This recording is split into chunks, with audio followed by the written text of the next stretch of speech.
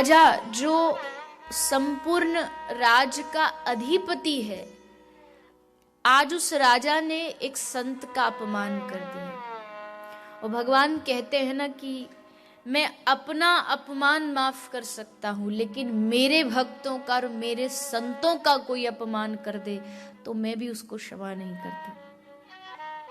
राजा ने गलती की तो परिणाम हुआ 7वें दिन मृत्यु। अब मृत्यु आने वाली है। अब किसी को पता चल जाए कि उसकी मृत्यु नजदीक है, हमको पता चल जाए कि हमारी 7वें दिन मृत्यु आने वाली है, तो क्या होगा?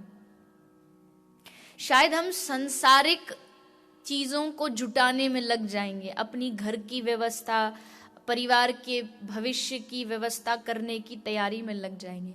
पर राजा परीक्षित ने सोचा कि अब मेरे पास ना तो किसी के लिए समय है, ना मुझे किसी के लिए कुछ करना है। अब जो करना है मुझे अपनी मृत्यु को सुधारने के लिए करना है।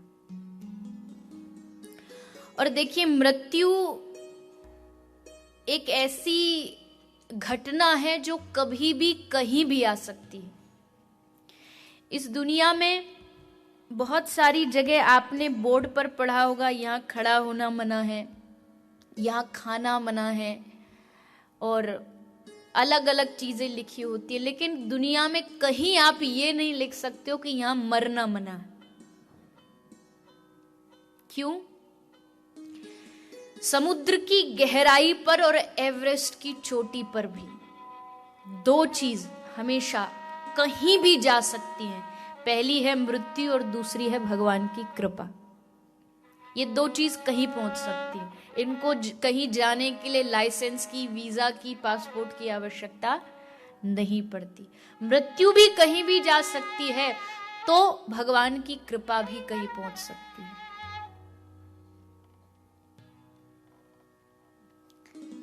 राजा जानता है कि संसार में अमर तो कोई नहीं है। बहुत सारे लोगों ने इस मृत्यु से बचने का प्रयास किया, पर कौन बच पाया? बचपन में एक पुस्तक में कई छोटी सी कहानी हम पढ़ा करते थे कि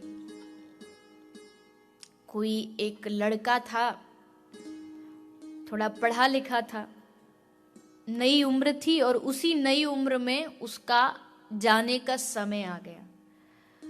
तो यमराज पधारे उसे ले जाने के लिए। तो यमराज ने आकर के कहा कि चल, तेरा समय ओवर, अब हमारे साथ चल। अब लड़का थोड़ा आज की जनरेशन का था, सोचा कुछ खुरापाती दिमाग था, सोचा कुछ आइडिया निकालूं जिससे बच पाऊं।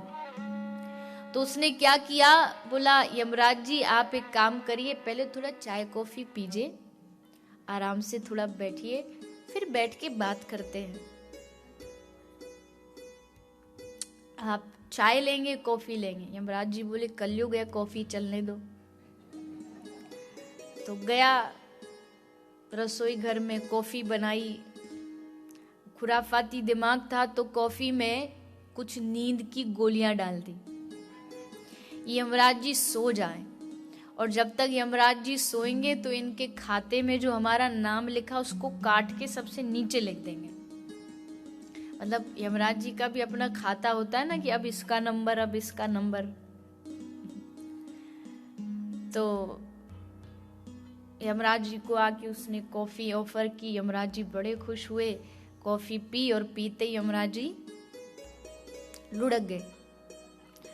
अब लड़के ने तुरंत वो लिया पेन और वो सब, और पहला नंबर अपना नाम काट के अपना नाम लिस्ट में सबसे नीचे लिख दिया। अब यमराज जी थोड़ी देर तक तो बेहोश रहे, फिर होश आया तो बोला चलें, आप जरा अपनी लिस्ट पढ़ लीजिए। तो यमराज जी ने कहा नहीं नहीं भैया, देख मैं आज तक जिनके भी पास गया ना, सब मुझे देख के घबराते हैं, दूर भागते, कहते चले जाओ चले। तू पहला आदमी है जिसने मेरा इतना स्वागत किया, इतना मेरा सत्कार किया। जा, मैं आज तुझ पर खुश हुआ, मैं आज तुझे नहीं लेके जाऊंगा, आज मैं अपनी लिस्ट नीचे से चालू करता हूं, तुझे माफ किया। मतलब अब ये हुआ होगा नहीं, ये तो मुझे भी नहीं पता क्योंकि कोई ग्रंथ की कहानी तो है नहीं। पर बचाव की कितनी भी चेष्टा कर लीजिए, प्रयास कर लीजिए, मृत्यु नहीं छोड़ेगी।